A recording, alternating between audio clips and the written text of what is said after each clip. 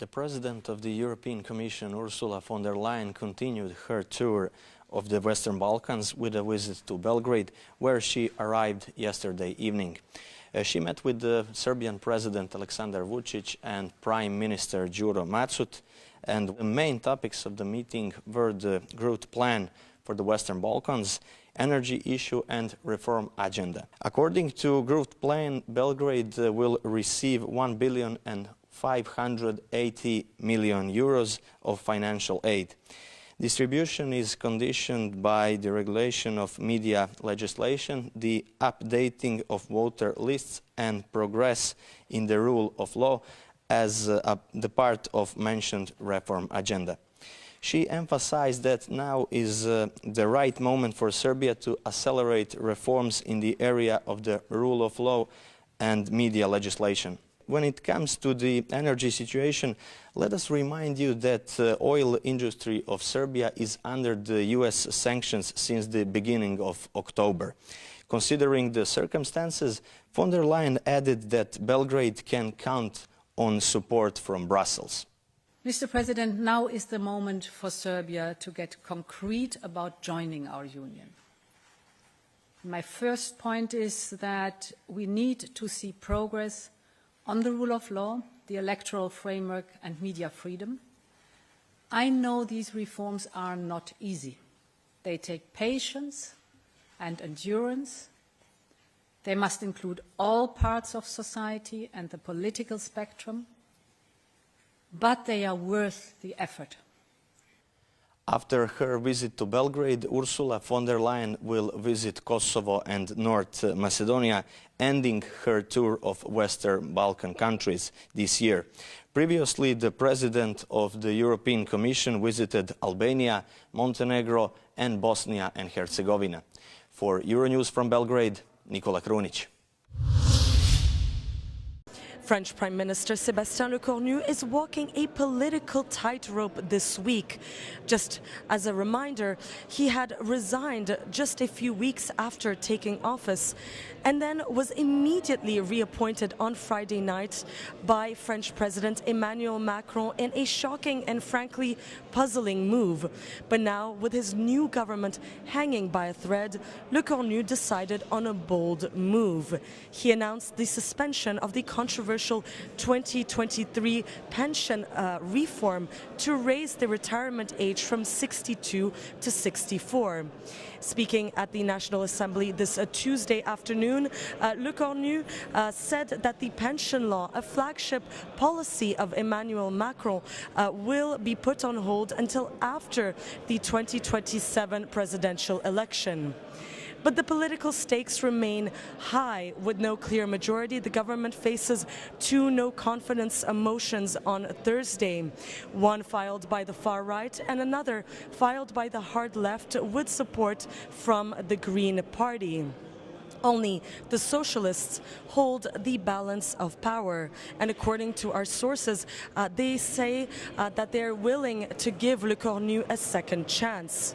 The next 48 hours will be critical as France watches whether the new Prime Minister, Macron's fourth in under 1 year, will survive this major parliamentary test. Uma exposição em Berlim pretende retratar o ataque do Hamas ao Festival de Música Nova a 7 de outubro de 2023. Às 6h29 daquele dia, a música era silenciada, abafada por rockets e tiros. Roa Drey estava no festival com alguns amigos e só se apercebeu da dimensão do ataque quando este já estava próximo.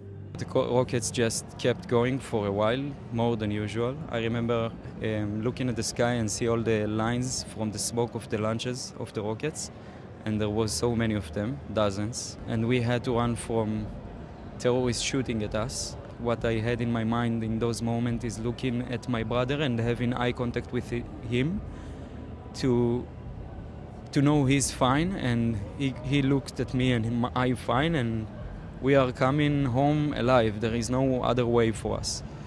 Juntamente com o irmão, o jovem conseguiu voltar de carro para a cidade natal, mas nem todos os amigos tiveram a mesma sorte. I had a responsible on me to the families of my friends because I got to tell them the story of how I'm here and their sons that I was with in the festival are not. De Tel Aviv chega Ariel Borok, que perdeu a irmã. Primeiro falharam as comunicações com os dias a passarem sem sinais de vida da jovem e do namorado. It took a while for us to understand what happened. We discovered through a video clip on Telegram. In this video we saw Anita and Segev shot dead in their car. Falar sobre a irmã ajuda-o no processo de luto. You know, Anita, you can see she and Segev, they were like very happy people, always smiling. And for me, waking up each day, trying to do my best, to live life to the fullest and always smile, because this is her will and this is what keeps me on going. A exposição serve para homenagear o regresso dos últimos reféns que estavam ainda em cativeiro. O dia do seu regresso marca um ponto de viragem para todos os afetados pela tragédia. I think it's a real mark in our lives as a community. For us, it's October 8th, because October 7th was 2 years ago, now it's October 8th. We can have more room now to breathe. We can have more room now to concentrate in the healing journey and to tell the friends that I lost story, because this is what I want to do for their families and for them, and my own way to keep them alive in some way. Especialistas militares afirmam que Putin está a testar a NATO e a unidade ocidental com o envio de drones e caças para o espaço aéreo europeu. Isto numa altura em que a União está a trabalhar no 19º pacote de sanções a aplicar a Moscovo, que incluem, nomeadamente, a antecipação da data a partir da qual será proibido importar gás natural liquefeito vindo da Rússia para o bloco europeu. Mas os Estados Unidos, sob a liderança de Trump, já não estão a impor novas sanções contra a Rússia. And we hope that Mr. Trump will draw from the experience he's had until now that Putin clearly doesn't want peace. We, in the meantime, will continue to apply our sanctions in conjunction with the rest of the G7, and we hope that the US will rejoin us very soon. How have the sanctions worked? Have they lived up to the expectations about crippling the Russian economy? I think the sanctions have been very effective. You can see all the key indicators in the Russian economy are flashing red, whether that's the interest rate, whether that's the inflation rate, whether that's the rate of public expenditure. They're talking about raising taxes. They've had to run down the National Welfare Fund. Gazprom has posted a deficit, is laying people off. So I think all the indications are that the Russian economy is being put under severe constraints. But I agree, it's more of a slow puncture than it is a blowout. And we have to be willing to maintain the pressure for some time to come still if we're going to finally squeeze the ability of Russia to finance this awful war. What would you like Donald Trump to do, though, as part of this war? Obviously, we know that he's trying to create a trialogue with the United States, Zelensky and Putin, but Putin has refused to meet President Zelensky. The first piece is the military side, which is one of the reasons why we're working on the immobilized assets and the ability to give Ukraine more money with which to purchase weapons. And we would like to see the United States join in again in the kind of sanctions that we've been doing in the 17th and the 18th package and the 19th package. Just you mentioned the Russian frozen assets, which most of which are here in Belgium in Euroclear. The Commission and other countries who are supportive of this are at pains to say this is not confiscation.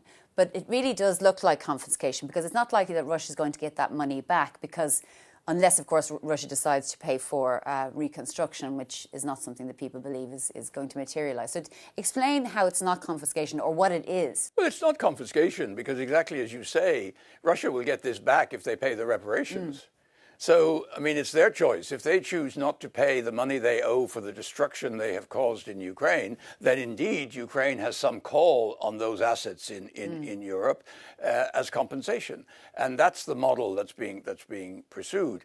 Ukraine would get the benefit of a loan, but would have to repay that if Russia pays reparations, and with that repayment of the loan, Russia would get the money back. So what we are saying is we're holding them until we see how Russia is going to step up for its responsibilities and the undoubted debts that it owes for the reconstruction of Ukraine, with the massive destruction, deliberate destruction of civilian infrastructure that we have seen. The money will always be there to give back if and when the Russians start to pay.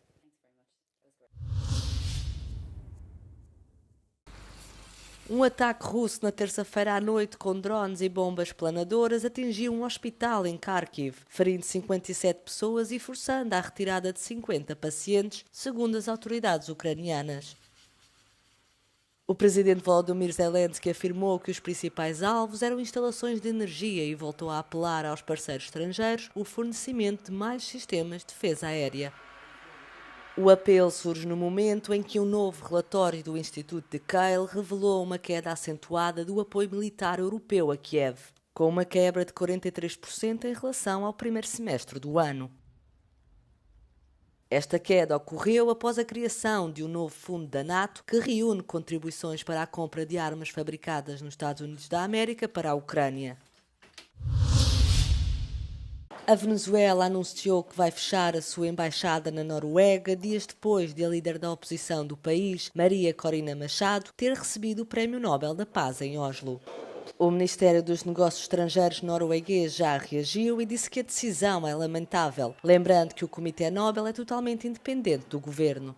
Machado, que se encontra escondida há um ano, recebeu o prémio na sexta-feira pela sua luta pela democracia, depois de ter sido impedida de participar nas eleições do ano passado na Venezuela. Caracas anunciou também na segunda-feira que vai encerrar a embaixada na Austrália e abrir novas embaixadas no Burkina Faso e no Zimbábue. A medida surge no meio de tensões crescentes com Washington na sequência de ataques militares mortais dos Estados Unidos da América na semana passada contra barcos que a Venezuela alegadamente utilizava para transportar droga.